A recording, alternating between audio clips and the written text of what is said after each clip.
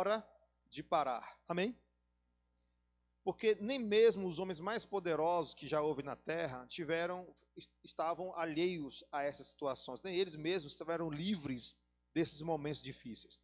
O próprio Jesus, na sua palavra, ele vai dizer: eu não quero aqui nessa tarde fazer apologia aos processos, aos dilemas da vida, mas eu quero fazer nessa tarde aqui uma apologia a uma verdade em que nós precisamos ter em Deus para suportar, porque o evangelho não se trata do quanto a gente conquista, o evangelho se trata do quanto a gente suporta, do quanto a gente permanece. E as igrejas em Apocalipse, o Senhor encerra dizendo: ao que vencer, ou seja, aquele que não desistir, aquele que for até o fim, aquele que passar por cima dos desafios, aquele que mesmo, sabe, a sua alma em frangalhos, vai continuar crendo, como Paulo, né, declarava, como Abacuque disse que ainda que não, né, toda sorte de provisão faltasse, ele continuaria crendo e servindo ao Senhor. Paulo em Romanos 8 vai dizer que nada o separaria do amor de Deus, embora talvez tivessem muitos motivos, tá, naquele momento para que isso fosse algo até aceitável, perseguição, calúnias, né, violência, tanta coisa que ele sofreu por amor ao evangelho, mas ele disse que o alvo dele era Cristo e ele completou a sua carreira.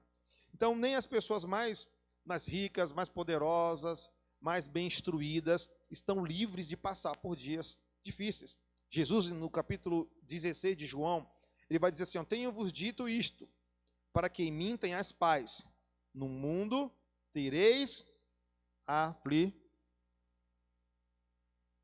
E tudo que a gente quer, ou melhor, tudo que a gente não quer é aflição, não é? Tudo que a gente não quer é passar por aflição. Só que Jesus está dizendo assim: no mundo tereis aflições. Ele não está aqui dizendo que talvez teremos. Ele não está falando aqui sobre uma ideia hipotética, ele está falando sobre algo que de fato existe. E por que as aflições? Porque o mundo está corrompido. A Bíblia diz que o Deus deste século, que há uma ação no mundo projetada pelo inimigo e que só estaremos livres disso por meio do arrebatamento, por meio da volta de Jesus Cristo. Até lá, nós precisamos entender que há uma guerra, há uma tentativa do inimigo de te desanimar. E nós estamos vivendo dias cruciais, dias, irmãos, decisivos na nossa constância em Deus. Estamos vendo aí os sinais cada dia mais evidentes. Eu não sei se vocês ficaram sabendo agora, né? Acho que foi ontem eu vi uma notícia de que alguns países já estão noticiando o abatimento de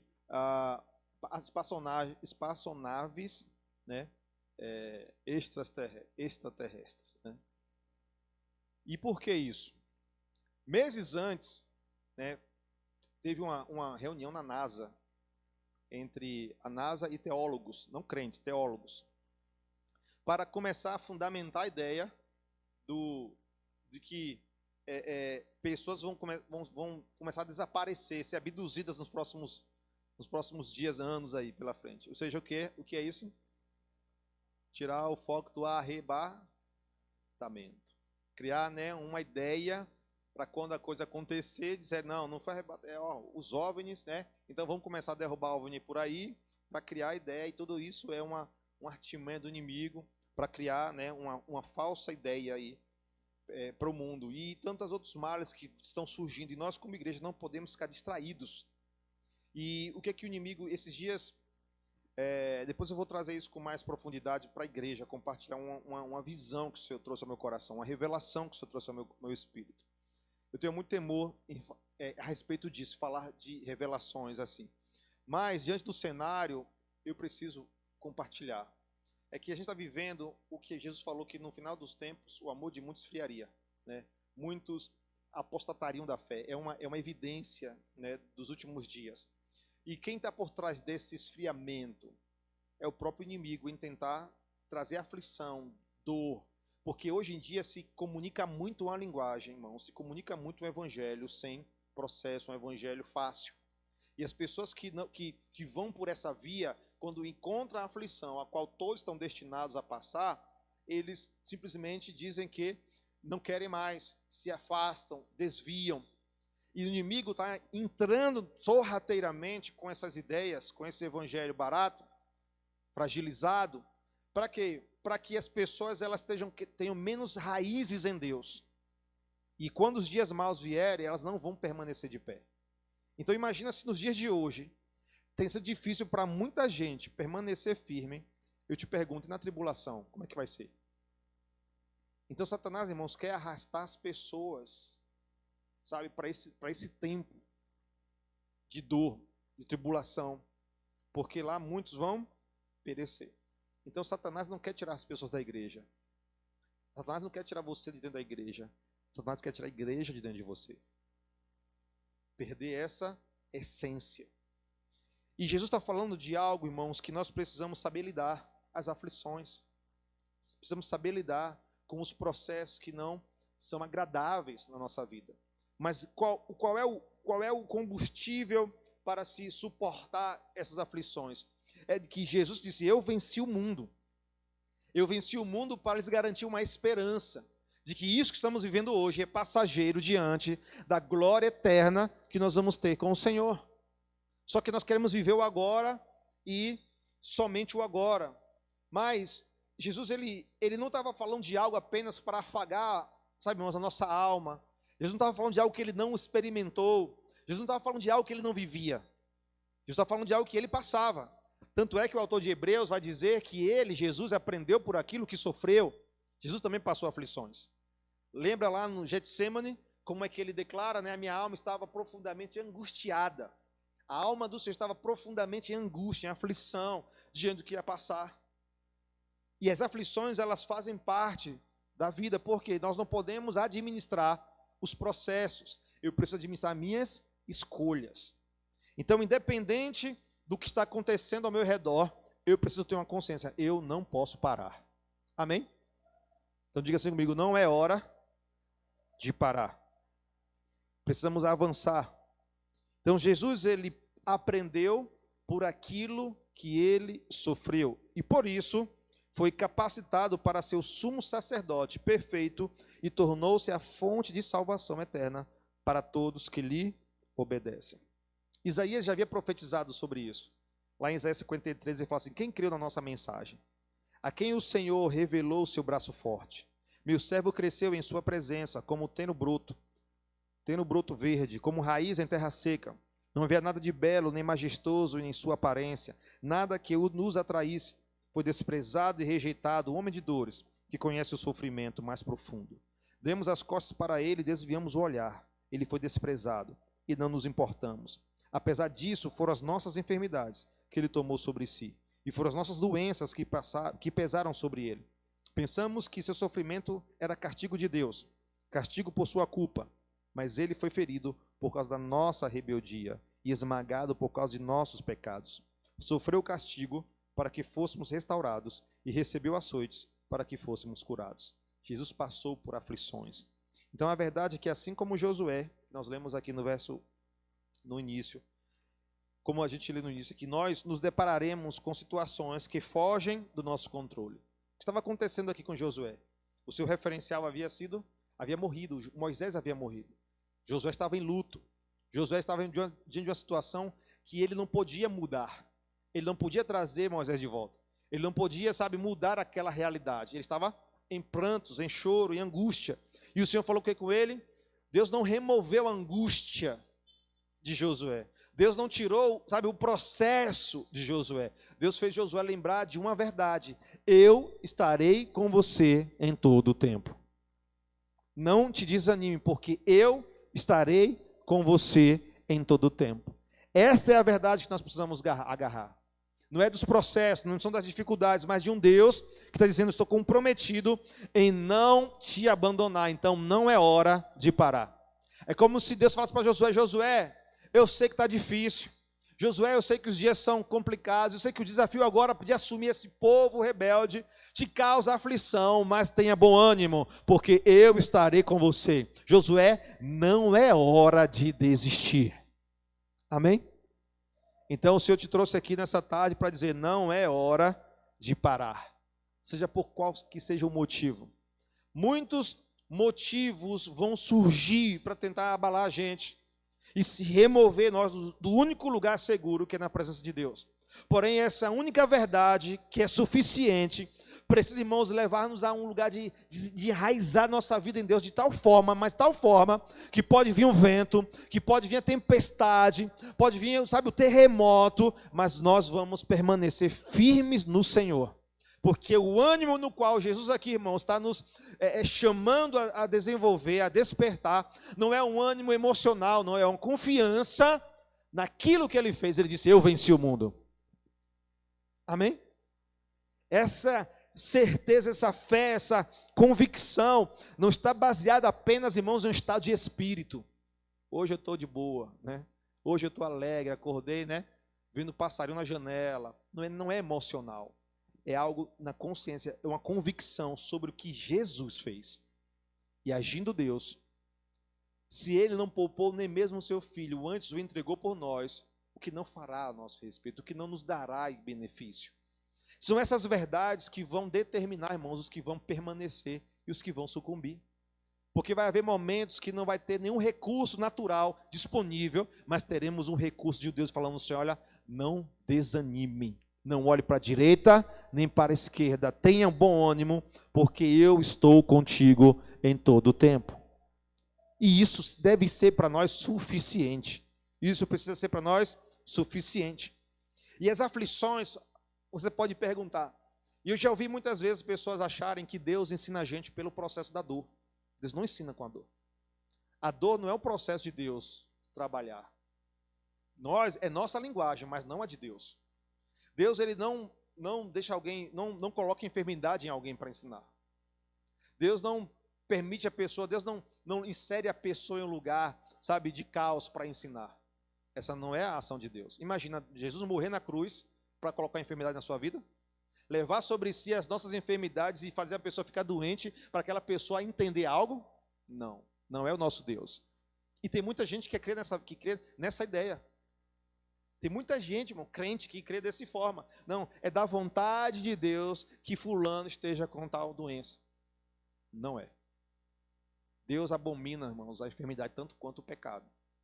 E quando a gente vai entender o Deus que cura, Jeová Rafá, nós vamos perceber que Deus, Ele não aplica essa medida de correção, de ensino. Não é a pedagogia de Deus. Embora eu acredite em um Deus que não desperdiça nada. Um Deus que vai usar até nossos processos mais difíceis para nos levar a um amadurecimento, a um crescimento. Até porque as provas nos aprovam, amém?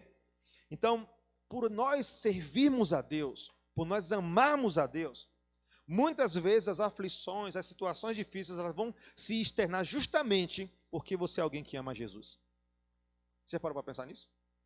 Você já parou para pensar que muitas pessoas vão se levantar contra você porque você ama Jesus? Você já parou para pensar que o inimigo, ele tem raiva de você porque você ama Jesus? Porque você honra ao Senhor? Então, ou seja, o problema, o processo, não sinaliza um Deus te punindo. Amém, irmão? Sinaliza o inimigo que está furioso com o fato de você estar aqui agora, por exemplo. E é justamente porque você honra a Deus, situações vão vir contra você. Mas ele disse, não temas, eu venci o mundo. Quem veio matar, roubar e destruir foi quem? Satanás, o diabo. E Jesus veio fazer o quê? Nos dar vida e vida em abundância. Então, o contraponto da ação do inimigo é a ação de Deus na nossa vida. E porque você ama Deus, porque você, serve ao Senhor, você vai passar por aflições, dificuldades. Só que estão apresentando a ideia de um evangelho que se você vem para a igreja, acabou o problema, né? Mar de rosa, né? Tudo agora. Não, irmãos, agora que a guerra começa, é agora, só que tem um diferencial.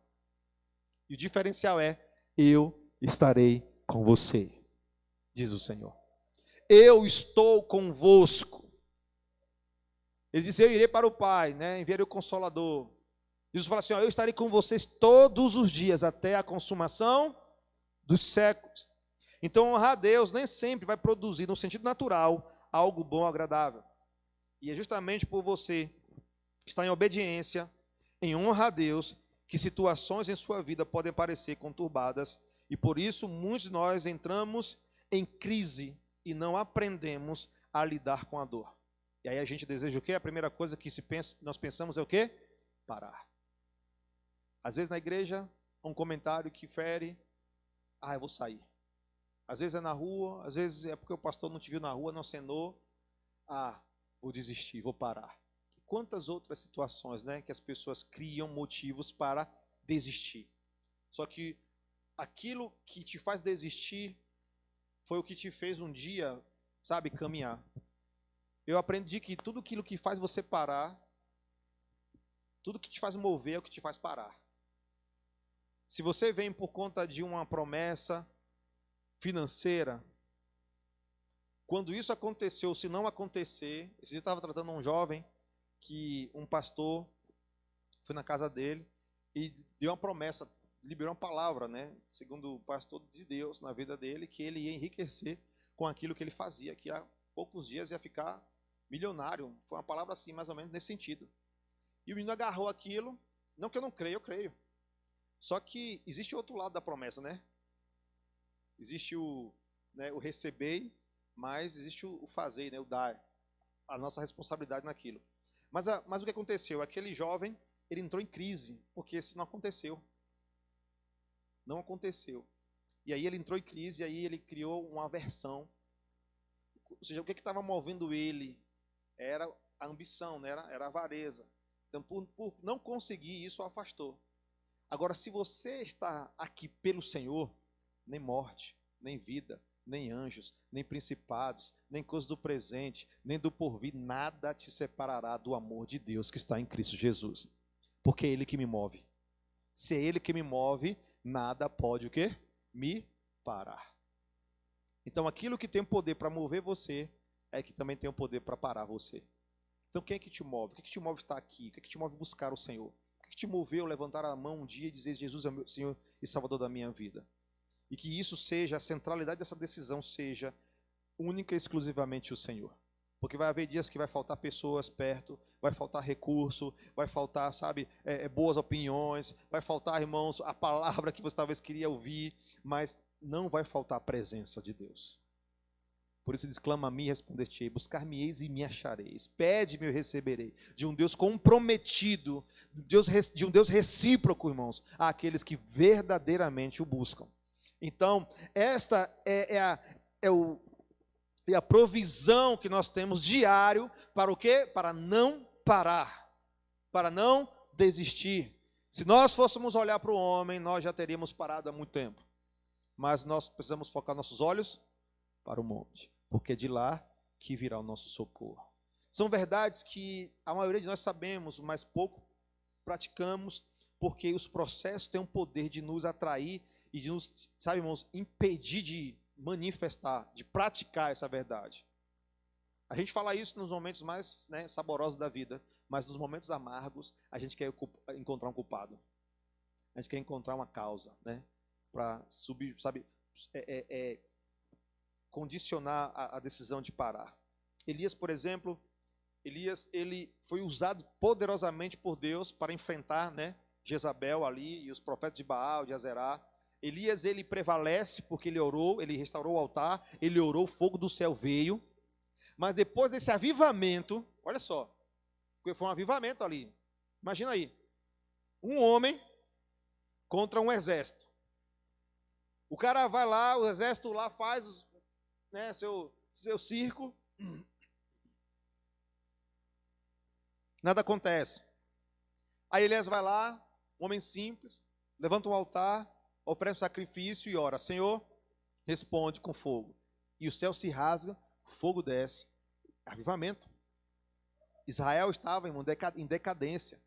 Isaías bradou de cima do Monte Carmelo e falou assim: ei, até quando vocês vão ficar entre dois pensamentos? Porque se é Deus, serve a Deus. Se é Baal, então vai servir a Baal. E aí Deus vem e responde, e se revela a Deus em Israel. Aí depois daquele movimento, daquele avivamento, Elias recebe o quê? Uma ameaça de morte. Amanhã, a esta hora, eu vou te matar. Como assim, Jesus? Estou aqui servindo, estou orando, descendo fogo do céu, um avivamento, e agora querem tirar minha vida? Como assim? Não, eu deveria estar sendo intocável agora, porque eu estou servindo.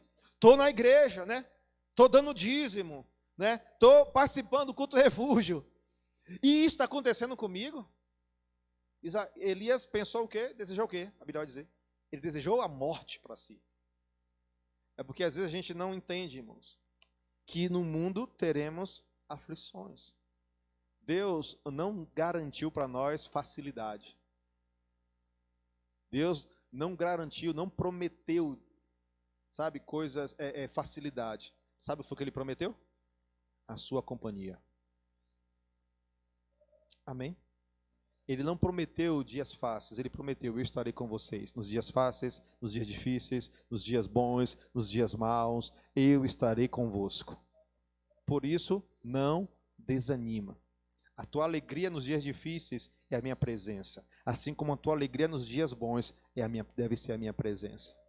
O Senhor deve ser o motivo, nunca coisas, porque coisas vão nos frustrar, mas Deus não. A presença do Senhor não. Então, por isso, não é hora de parar. Amém?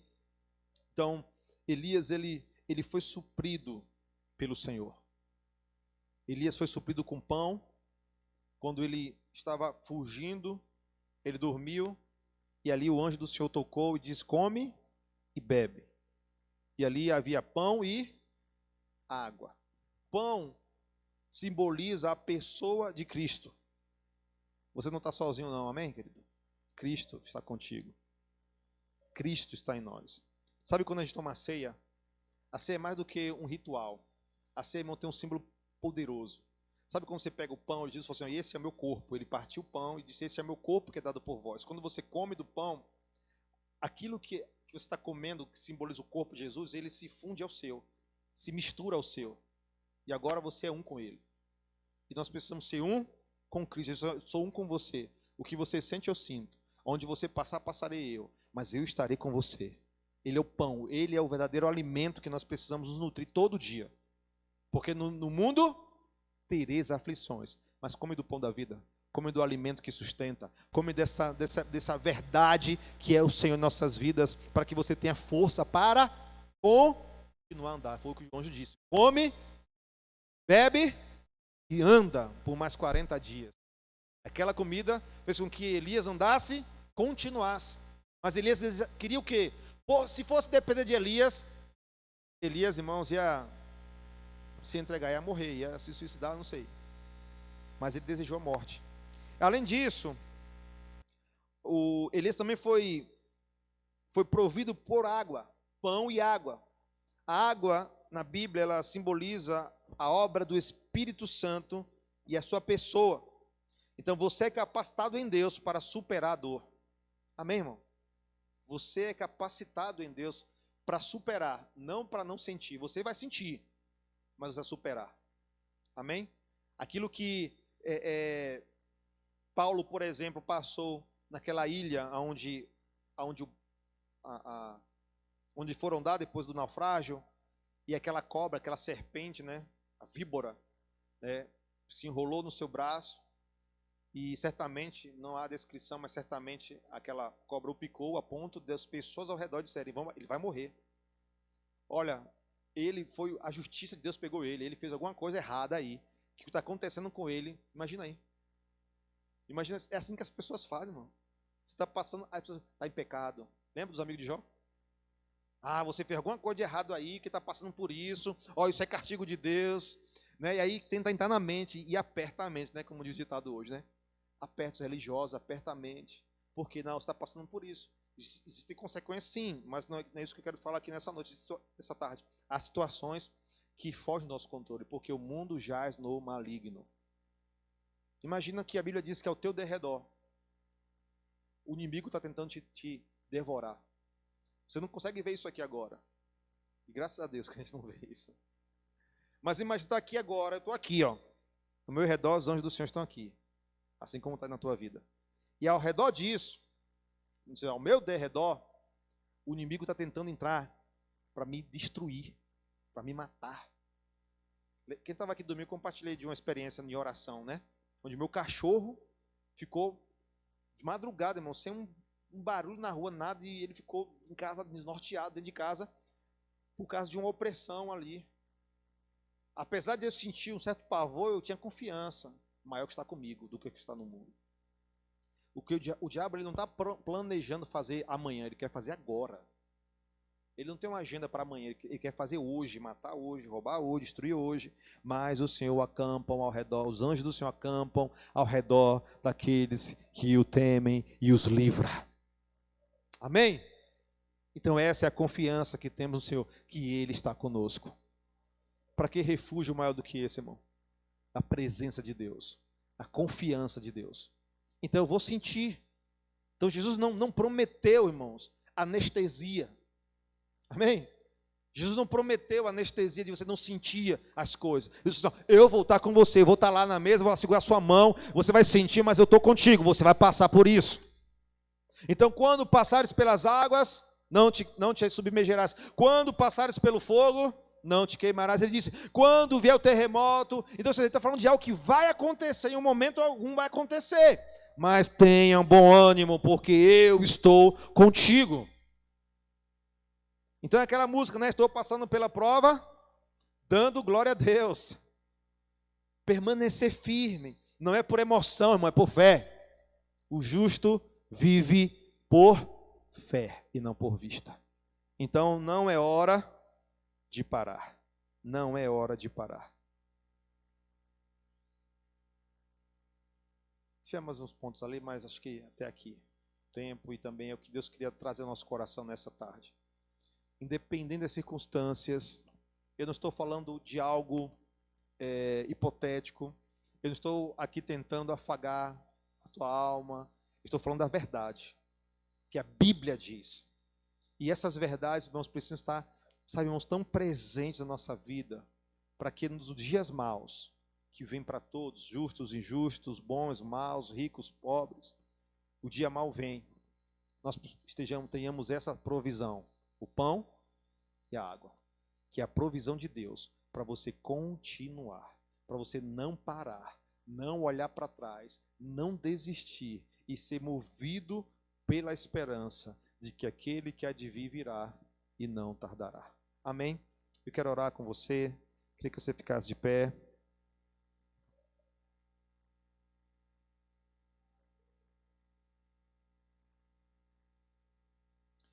Receba essa palavra, leve esta palavra a outras pessoas, sejamos agentes de transformação, agentes de esperança, que o Espírito Santo nos dê sabedoria, discernimento e autoridade, para que possamos, diante das dificuldades, aflições que estivermos passando, podemos dizer, inimigo, você pode por um caminho entrar, mas por 7 você vai sair, porque eu confio no meu Senhor.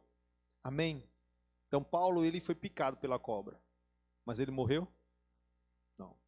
Então você pode não ser livrado da dor da picada, mas com certeza em Deus será livre do efeito do veneno.